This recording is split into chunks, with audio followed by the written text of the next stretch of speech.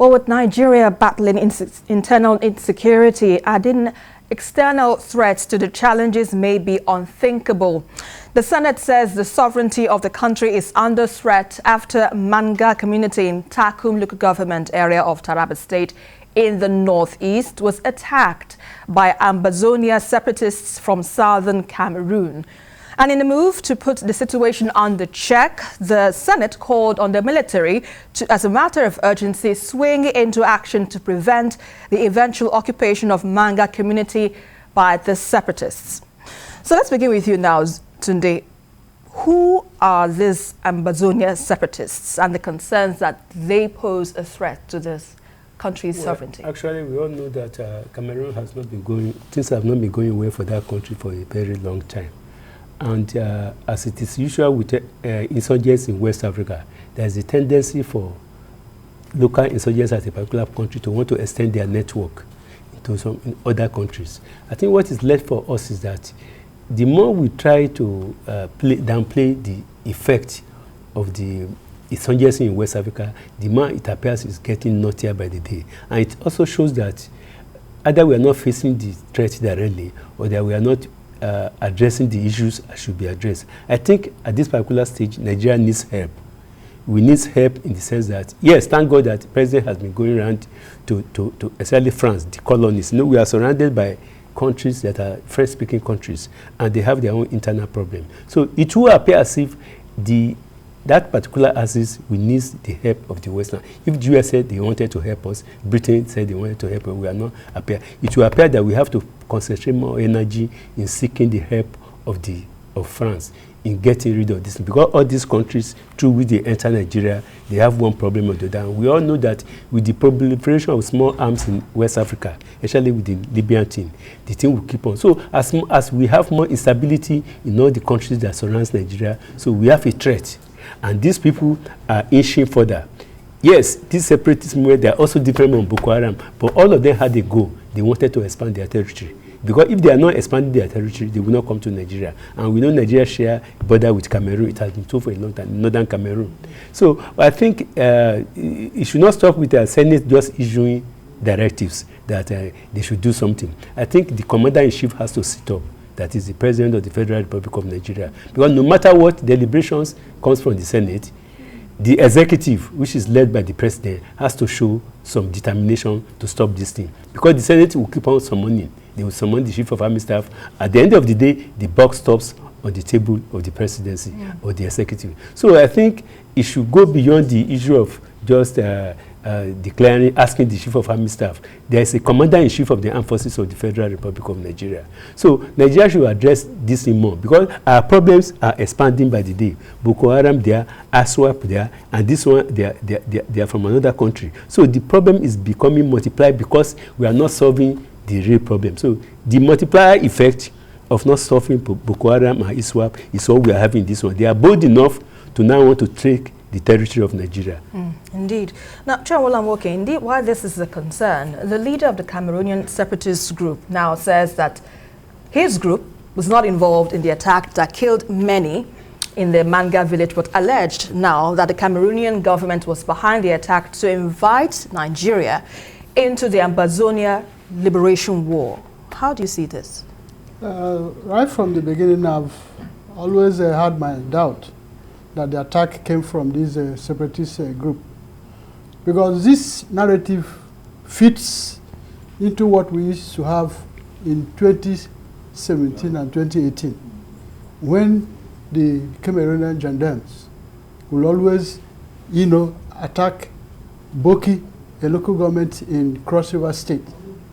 They will cross the international boundary and enter the Cross River, and in an attempt to flush out or attack the separatist group. That has always been the pattern. We've never had a case of separatist groups attacking Nigerian territory. Rather, it has always been the Cameroonian forces in an attempt to fight the militants, now invade Nigerian territory. So that should be where we should be looking at, because we have a precedent. Now, the problem we have is the issue of porous borders. Whether it is from the west front zone, where you have Sema and Idioroko, you see what, porous borders is happening. I mean, it's, what it is doing to our economy in terms of smugglers. If it is in the northern area, you see irregular migration and influx of arms through that end. Now, from the eastern side, you now see what these separatist groups, or even the Cameroonian gendarmes, all the time attacking Nigeria. So Nigeria has to, take this matter seriously. Because what defines Nigeria as a nation is, one, is territorial integrity. The sovereignty and territorial integrity. If you can't protect it, then you are not worthy to be called a nation. The state, the Nigerian state, has acknowledged this. At the last peace conference in France, the National Defense Nigerian Security Advisor to the President of National Security acknowledged that there might be the need for the federal government to set up a separate force to man our international borders. Of course, we have a tripartite monitoring team comprising Benin Republic, Niger, and Chad, manning these axes. But what do we have at the eastern side? We don't have such thing. And come to think of what happened with this incident we are talking about. This is a place where you have 23 division, brigade of Nigerian Army. So you begin to wonder why such an action should take place in such area without immediate response from the Nigerian Army. Mm. Indeed. That's a serious issue.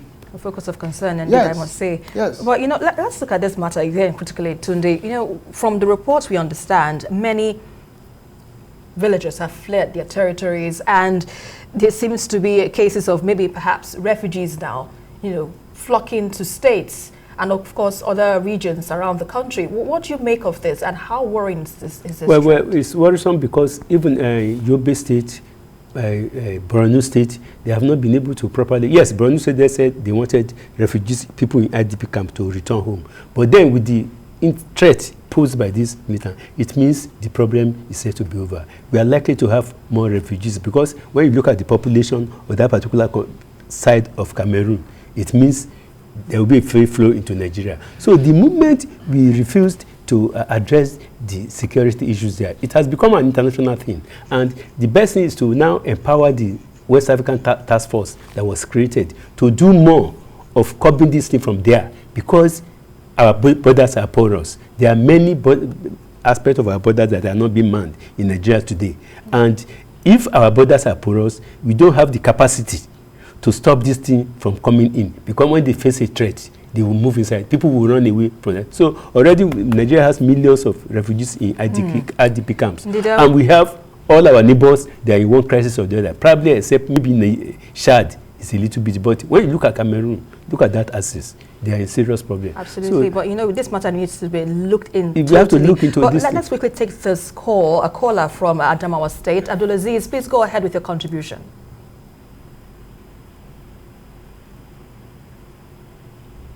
Okay, since we are yet to have connection with Abdulaziz, apologies there, but let's quickly continue with our discussions here right now. Tunde, with what you've rightly put out as a major concern, while the military has been invited to, secure the nation's territory, what would you propose the government should do? You've given out some, areas the government should focus on, but what are those concrete steps, will I say short-term solutions, as against the long-term solutions as of now? Well, I think if Nigeria can be bold enough to close the borders officially, then the military will be in full swing. It's like declaring a set of people terrorists. Then you apply the hardest of measures towards curbing them. Until Nigeria face that issue and regard that thing they will not be able to contain them. So let us close all those borders officially so that the military can go in full-scale war. Right, because I understand. It's protecting your territorial integrity, and that is what the military is supposed to do now. Right. I think they have to be empowered more.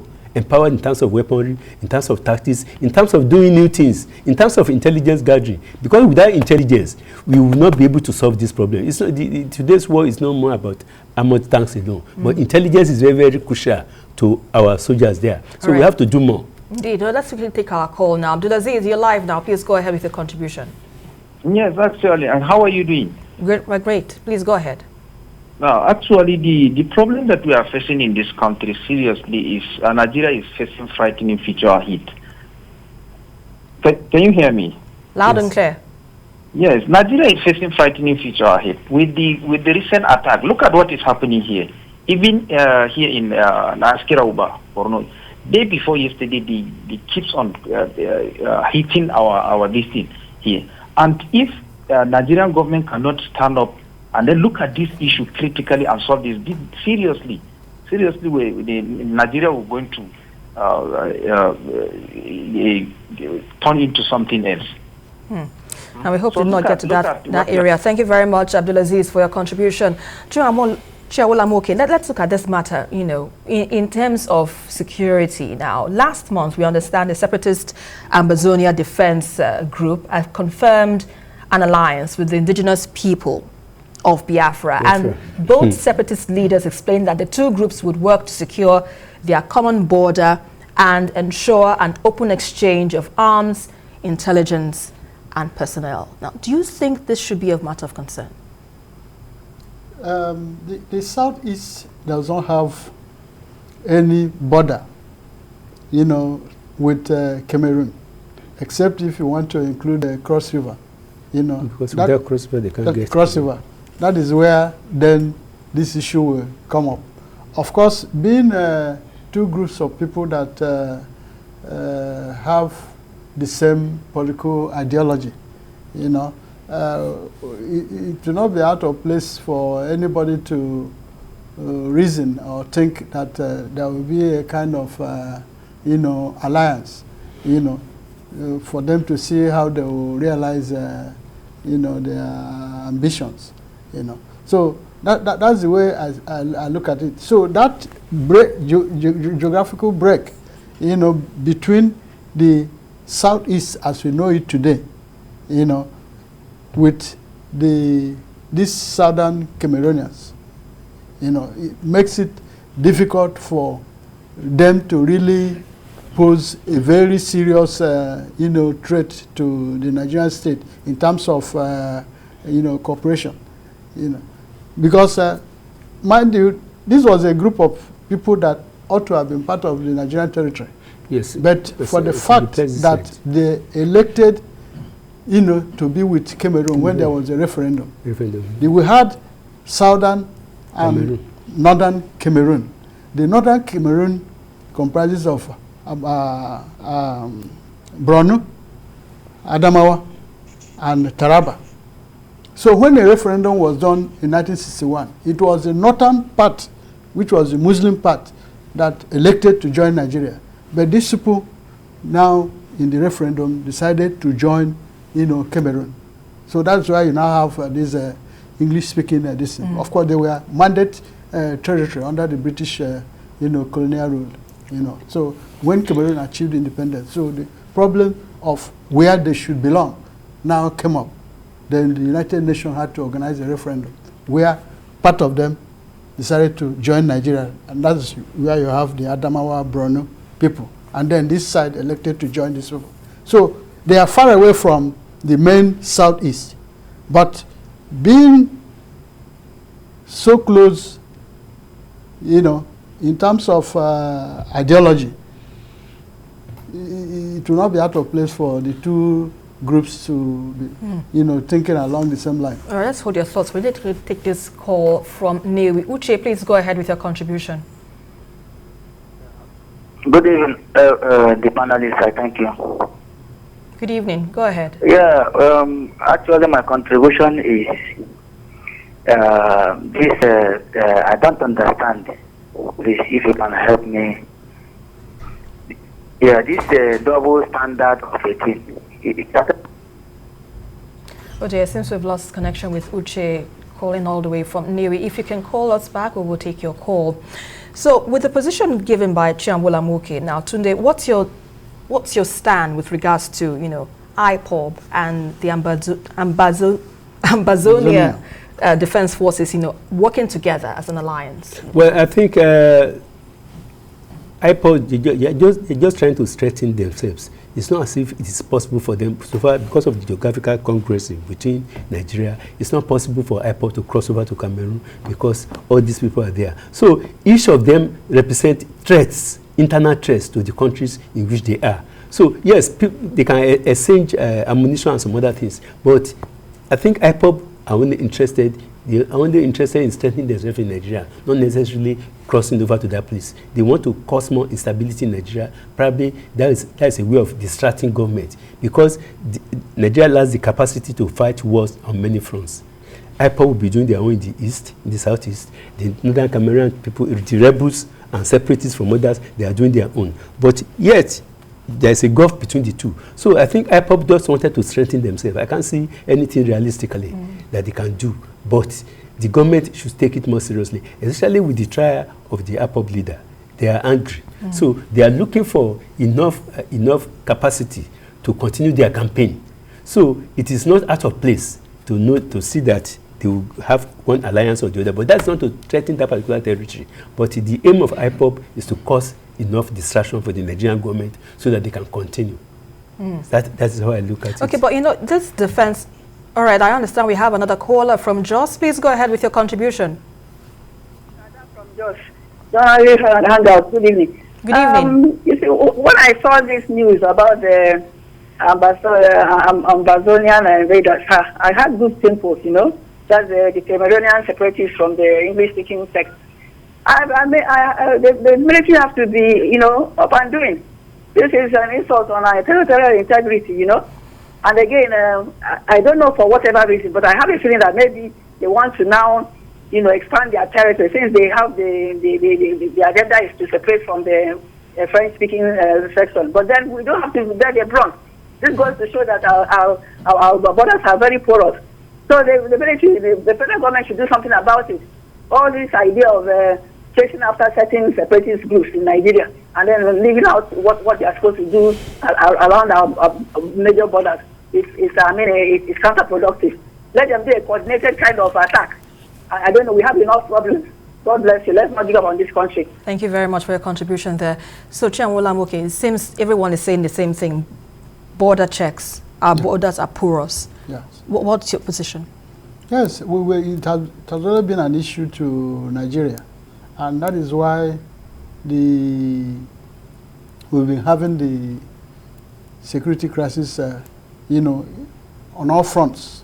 So the government has to, take some measures, So with the number of attacks we've had from these Cameroonian borders, right from time, is enough for Nigeria to have a kind of strategic response.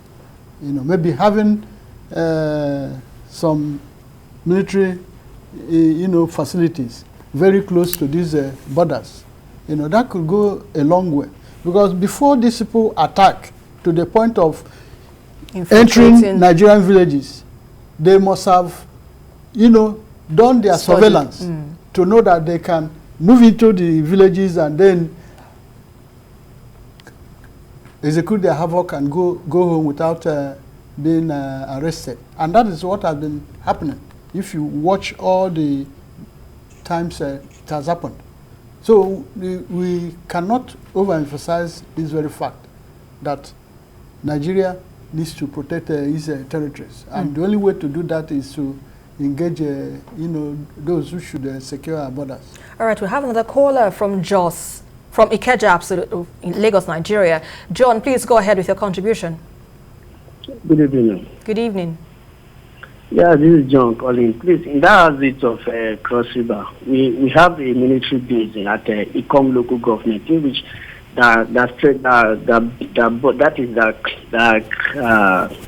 monitor both the local government, Buki local government, and down to, let me see, how do I call this other place, this Riverine area.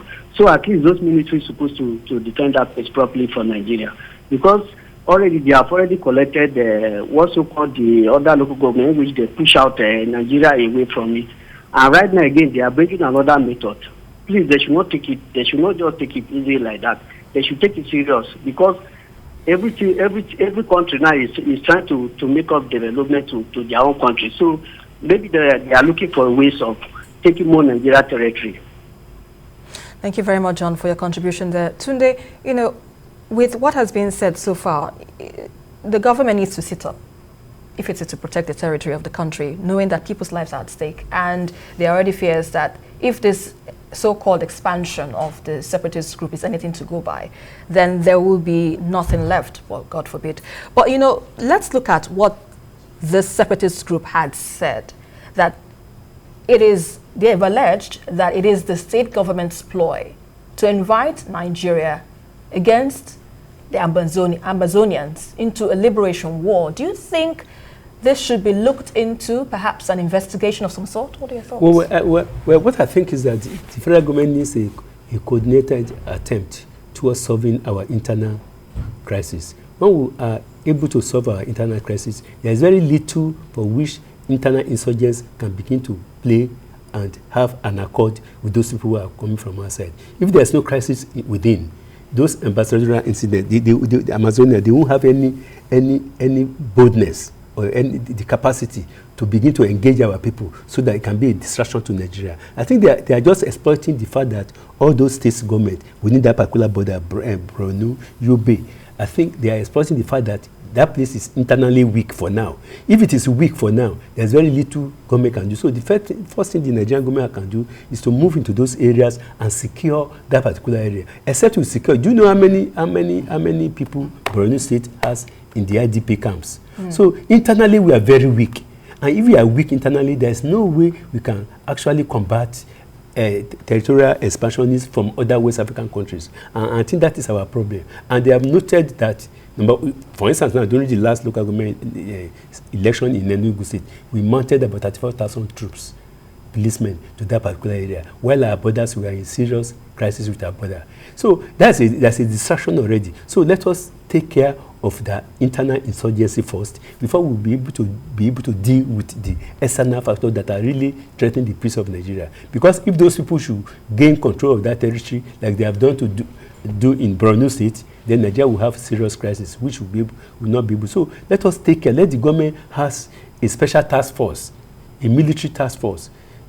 Except, yes, I know we have a medium concert powers in West Africa, but let us affirm that particular, because it's in the interest of Nigeria that we will not, if Nigeria is destabilized, the whole of West Africa will go. So let the federal government put more measures in having a relationship with Benin, with Chad, with Niger, with Cameroon, towards curbing all these particular things. Except we do that, those people may not have the capacity to stop them from coming to Nigeria. And the moment our border areas in the northeast is porous, then we have serious crisis, besides the crisis we have at home.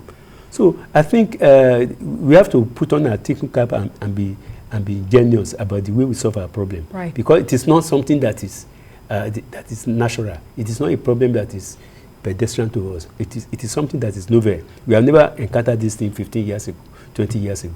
And we have to know that the crisis in West Africa sub-region is also affecting Nigeria. So that is the more reason why we have to take care of the local crisis insurgencies in Nigeria. Government should not put more effort on people organizing demonstration here and there. Let us forget, but let us concentrate on external forces.